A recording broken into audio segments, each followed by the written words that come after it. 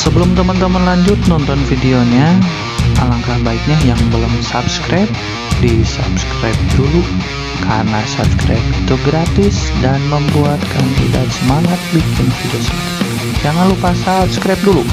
Assalamualaikum warahmatullahi wabarakatuh teman-teman, kembali lagi bersama Kang Idan di Kang Idan 93 channel. Bagaimana kabarnya teman-teman semua ini? Semoga teman-teman masih tetap diberikan kesehatan, kekuatan, kelancaran rezekinya oleh Allah Subhanahu wa Ta'ala, yaitu era Kesultanan Mataram pada masa Sultan Agung. Nah, ada satu tokoh yang mau kita bahas, yaitu tokoh yang luar biasa. Kalau teman-teman pernah nonton filmnya di Sultan Agung Mataram, ada satu tokoh perempuan yang sangat menonjol di film itu, yaitu Nyimas Utari.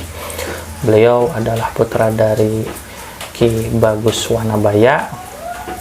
Nah, beliau merupakan prajurit terbaik yang dimiliki oleh Kesultanan Mataram, mendapatkan misi untuk persiapan penyerangan Sultan Agung yang kedua di Batavia.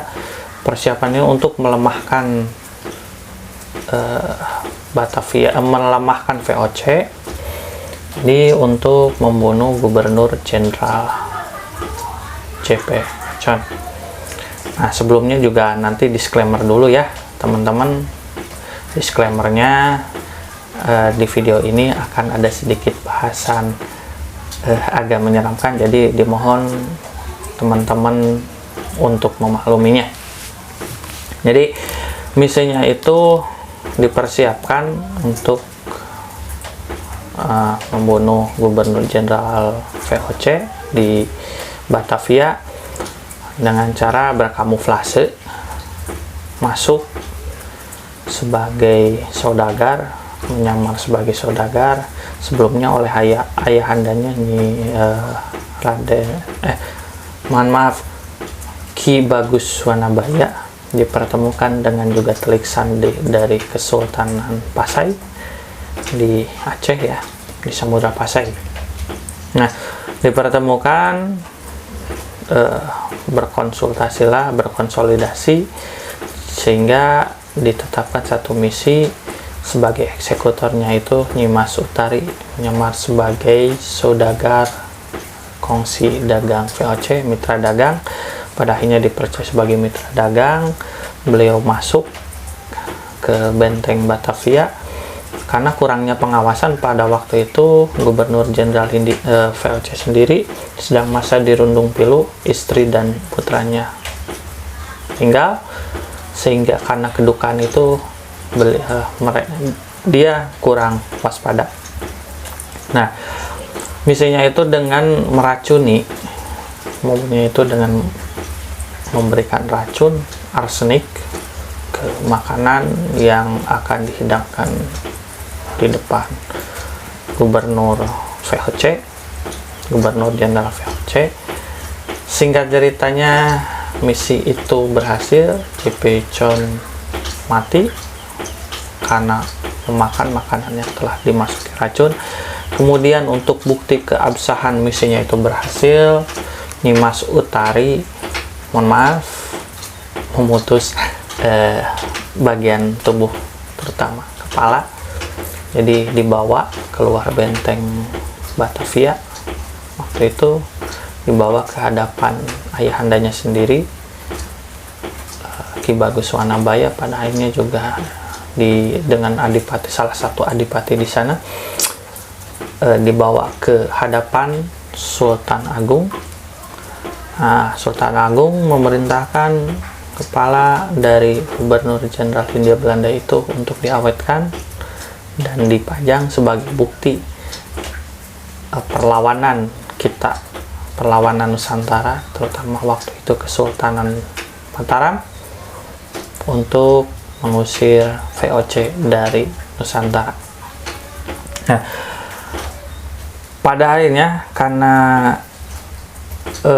satu hal, kepala itu akhirnya dikuburkan di tangga menuju makam sultan, mungkin di Imogiri ya, salah satu tangga katanya, menurut catatan versi sejarah yang lain seperti itu. Nah, kita kembali ke cerita Nimas Utarinya. Beliau berusaha melarikan diri dari benteng VOC, dibantu oleh suaminya yaitu Syekh Mahmudin Telik Sandi dari Samudra Pasai. Namun sayang, dalam pelariannya itu Nimas Utari meninggal karena terkena meriam VOC.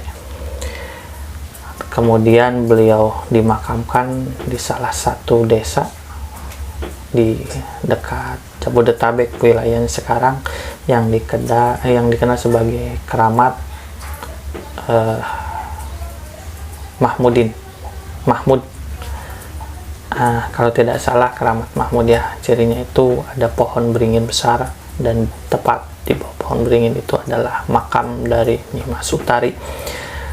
Di channel yang lain ada yang membahas waktu itu tidak dikenali bahwa itu makam seorang Telik Sandi pasukan terbaik dari Mataram, tapi diverifikasi oleh salah satu ulama melalui catatan-catatan naskah, mungkin dari kesultanan, mungkin juga cerita dari leluhurnya, diverifikasi bahwa betul inilah adalah makam Nimas Utari, sang Telik Sandi kepercayaan dari Sultan Agung, sampai sekarang dikenal sebagai Telik Sandi terbaik dari Kesultanan Mataram. Kita bisa mengambil pelajaran bahwa dalam menjalankan tugas misi dari Sultan, dan misi itu untuk melemahkan dan mengusir penjajah dari Nusantara, kita harus siap dengan segala risikonya, termasuk menemui kesyahidan, menemui ajal, nyawa kita melayang. Jadi kita tetap ada berjuang di jalur yang benar, teman-teman. Semoga kita semua diberikan semangat, diberikan kelancaran dalam menjalani hidup ini, karena kita sekarang tidak terlalu susah ya. Kita hanya tinggal melanjutkan estafet perjuangan dari para leluhur kita di Nusantara, karena mereka berjuang itu dengan titik darah penghabisan sampai titik darah penghabisan. Pada akhirnya kita bisa menikmati kemerdekaan secara fisik. Kita sedang berusaha merdeka juga secara realnya. Itu saja, semoga dapat bermanfaat, semoga bisa bertemu di video Kang Idat selanjutnya. Kita akan tetap membahas sejarah secara singkat, namun ada pelajaran yang bisa kita ambil. Itu saja ya dari Kang Idat. Wassalamualaikum warahmatullahi wabarakatuh.